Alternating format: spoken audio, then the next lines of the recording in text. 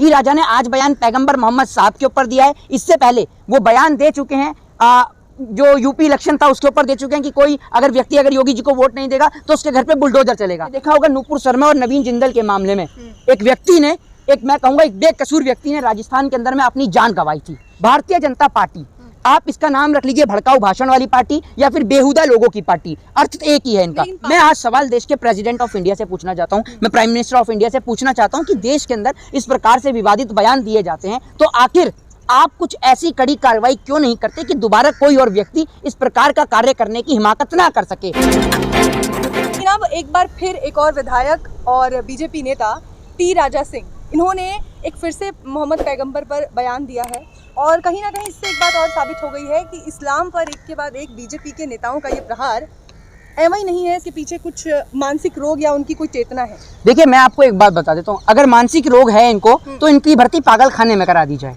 क्योंकि अगर कोई मानसिक रोगी है या किसी के दिमाग का संतुलन ठीक नहीं है तो उसको पागल खाने भेजना अत्यंत जरूरी है, क्योंकि ऐसा व्यक्ति देश के लिए, समाज के लिए एक बहुत बड़ा खतरा हो सकता है। तो इनके लिए जेल से बढ़िया और अच्छा स्थान है पागल खाना। और मुझे लगता है कि जब से आगरा का और सादरा का पागल खाना बंद हुआ है, सारे के सारे पागलों ने भारतीय जनता पार्टी की सदस्यता को ग्रहण कर लिया है। पैगंबर मोहम्मद साहब के ऊपर कभी टिप्पणी करने का काम करते हैं नवीन जिंदल, कभी नूपुर शर्मा और कभी अभी आपके ये टी राजा। क्या ये इनका मकसद पॉपुलरिटी कमाने का? टी राजा का ये बयान कोई पहली बार नहीं है। टी राजा ने आज बयान पैगंबर मोहम्मद साहब के ऊपर दिया है। इससे पहले वो बयान दे चुके हैं, जो यूपी इलेक्शन था उसके ऊपर दे चुके हैं कि कोई अगर व्यक्ति अगर योगी जी को वोट नहीं देगा तो उसके घर पे बुलडोजर चलेगा। अरे आपकी भारतीय जनता पार्टी वाले बना के गए हैं क्या घर हमारा, जो आप बुलडोजर चला देंगे? नहीं देते वोट, कर लीजिए, क्या करना है। आज मैं आपको बताता हूं कि इसके पीछे का कारण क्या है। कर्नाटक की जो स्थिति है वो खराब हो चुकी है और कर्नाटक की स्थिति इस कदर खराब है कि कर्नाटक की जो जनता है, वो भारतीय जनता पार्टी को पूरी तरीके से नकार रही है, चाहे कर्नाटक की जनता हो चाहे गुजरात की जनता हो, जिससे भारतीय जनता पार्टी के नेता बौखला रहे हैं। और इनकी बौखलाहट इस कदर बढ़ गई है कि अब ये सोच रहे हैं कि पहले इस देश की जनता जो है वो नूपुर शर्मा के मामले में, आपने देखा होगा नूपुर शर्मा और नवीन जिंदल के मामले में एक व्यक्ति ने, मैं कहूंगा एक बेकसूर व्यक्ति ने राजस्थान के अंदर में अपनी जान गंवाई थी। देश के अंदर का इस कदर का माहौल में देश की आज हिंदुओं से एक सवाल पूछना चाहता हूं कि आप मुझे ये बताइए कि आपको पूरे 5 साल आपने चर्चा करी मंदिर और मस्जिद के नाम पर, अब आने वाले 5 साल में आपने चर्चा करी हिंदू और मुसलमान के नाम पर। मैं आपसे पूछना चाहता हूं कि आप अपने बच्चों को रोजगार दिलाना चाहते हैं या नहीं दिलाना चाहते, या फिर इन जैसे भड़काऊ भाषण देने वाले नेताओं के झांसे में आके आप कभी पैगंबर मोहम्मद साहब के लिए टिप्पणी करेंगे तो कभी इस देश के अंदर आप मंदिर और मस्जिद के नाम पर टिप्पणी करेंगे। इस देश के अंदर वन बाय वन करके एक एक मुद्दा आ रहा है और मुझे ऐसा लगता है कि कहीं ना कहीं ये सारी चीजें जो देश के अंदर घटित हो रही हैं, ये सारी चीजें प्री प्लान है और एक मकसद के साथ की जा रही हैं। और मकसद सिर्फ एक है, देश की कुर्सी को किसी भी प्रकार से हासिल करना। भारतीय जनता पार्टी, आप इसका नाम रख लीजिए भड़काऊ भाषण वाली पार्टी या फिर बेहुदा लोगों की पार्टी, अर्थ एक ही है इनका। लेकिन पार्टी ने तो खुद को उनसे अलग कर लिया ना, पार्टी ने उन्हें सस्पेंड कर दिया है और 10 दिनों के अंदर जवाबदेही भी मांगी। देखिए, पार्टी ने सस्पेंड किया है अभी, ठीक है ना, और अगर पार्टी उनको हटाती है तो मैं आपको बता दूं, दूसरी बात यह कि इस प्रकार का बयान जो है देश के लिए, समाज के लिए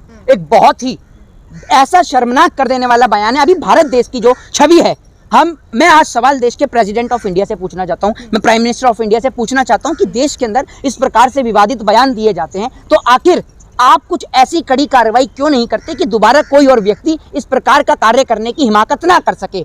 अगर कल को कोई मुसलमान व्यक्ति खड़े होकर हमारे महादेव के लिए उल्टा बोलेगा तो देश के समाज के सभी लोग मिलकर बोलेंगे, चाहे वो मुसलमान भाई हो, चाहे वो सिख भाई हो, चाहे ईसाई भाई हो, सब लोग मिलकर बोलेंगे कि इस मुसलमान को जेल के अंदर बंद करना चाहिए। तो आज अगर कोई पैगंबर मोहम्मद साहब के लिए कोई टिप्पणी करता है तो मेरा और आपका सभी लोगों का फर्ज बनता है कि हम ऐसे व्यक्ति के खिलाफ कड़ी से कड़ी कार्रवाई करें। और देश के कानून और न्यायपालिका से मैं ये उम्मीद और आशा रखता हूं कि देश के कानून और न्यायपालिका टी राजा सिंह जैसे लोगों के ऊपर ऐसी कड़ी कार्रवाई करेगी कि दोबारा कोई और व्यक्ति पैगंबर मोहम्मद साहब हो, चाहे फिर वो गुरु गोविंद सिंह जी हो, चाहे फिर वो वाहे गुरु हो, चाहे वो जीसस हो, चाहे फिर वो हर हर महादेव ही क्यों ना हो, किसी भी धर्म, किसी भी जाति और किसी भी मजहब के ऊपर कोई भी विवादित टिप्पणी ना कर सके। यही बात तो टी राजा का भी कहना है, उनका कहना है कि हर एक्शन का रिएक्शन होता है। और बता दूं कि आप इस देश के अंदर एक सम्मानित पत्रकार हैं, मुंह से बोलने से अगर हो जाए ना कुछ भी, मैं आपको एक बात बता दूं कि अगर मैंने कह दिया कि उस व्यक्ति ने मुझे गाली दी है, कोर्ट में क्या चलता है? एविडेंस और प्रूफ। कोर्ट तो एविडेंस और प्रूफ के बिहाफ पे चलता है ना। अगर आपको ऐसा लगता है कि आप वहां पर गए तो आपको किसी प्रकार से तो पता चला होगा कि उन्होंने हिंदू देवी देवताओं के बारे में इस प्रकार का विवादित बयान दिया है, आप वो वीडियो क्लिप को कोर्ट में रखते? आपके पास अगर कोई प्रमाण है तो आप साबित करिए ना। दूसरी बात ये कि माँ काली को कौन पूछता है, हिंदू या मुसलमान? एक चीज का जवाब आपसे पूछता हूँ, हिंदू पूछते हैं माँ काली को या मुसलमान? हिंदू पूछते हैं। हिंदू पूछते हैं ना। तो जब माँ काली का पोस्टर बना उस टाइम पे टी राजा कहाँ सो रहे थे?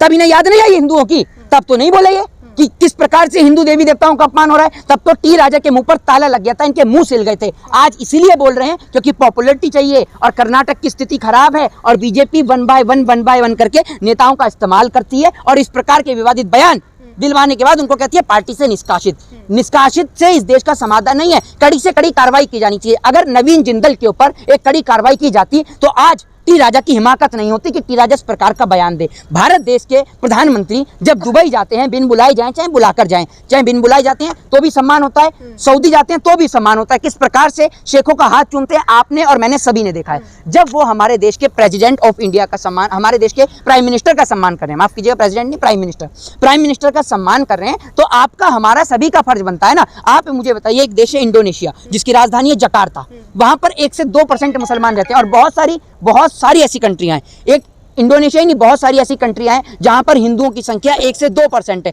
लेकिन वहां पर आज तक कभी भी हिंदुओं के भगवान को लेकर, हिंदुओं के देवी देवताओं को लेकर कोई भी किसी भी प्रकार की विवादित टिप्पणी ना तो देखने को मिलती है और ना सुनने को मिलती है। लेकिन 133 करोड़ की आबादी वाला इतना बड़ा विशाल बहुल्य देश हिंदुस्तान, इंडिया, जिसमें हिंदू भी रहता है और मुसलमान भी एक बड़ी तादाद में रहता है, सिख भी एक बड़ी तादाद में रहता है, ईसाई भी एक बड़ी तादाद में रहता है। लेकिन यहाँ पर से आप ये देखिए, इस प्रकार की अगर लोगों को सुनने को मिलेगा कि इस प्रकार से भगवानों का, देवी देवताओं का अपमान होता है, तो भारत की डेमोक्रेसी पर, भारत के लोकतंत्र पर इसका क्या प्रभाव पड़ेगा आप सोच सकते हैं। और हमारी आने वाली पीढ़ी जो शिक्षा पे, रोजगार पे, स्वास्थ्य पर चर्चा करना चाहती है, आप उस पर चर्चा न कर उसका दिमाग बार बार डाइवर्ट कर देते हैं हिंदू और मुसलमान की ओर। मैं आपसे एक बात कहता हूं कि इस देश के संविधान जितना राइट मोहित शर्मा को देता है उतना ही राइट इस देश के अंदर आपको भी देता है, मुस्लिम भाई को भी देता है, सिख भाई को भी देता है, ईसाई भाई को भी देता है। इस देश के कॉन्स्टिट्यूशन ने सभी को एक समान अधिकार दिए, सबको एक समान राइट दिए। तो लेकिन क्या लगता है मोहित कि इस तरीके के जो बयान है बीजेपी नेताओं की ओर से जो आते हैं, इसके पीछे कारण क्या है? इसके पीछे का कारण ये है, इसके पीछे का कारण है इनकी अशिक्षितता और इनकी मूर्खता।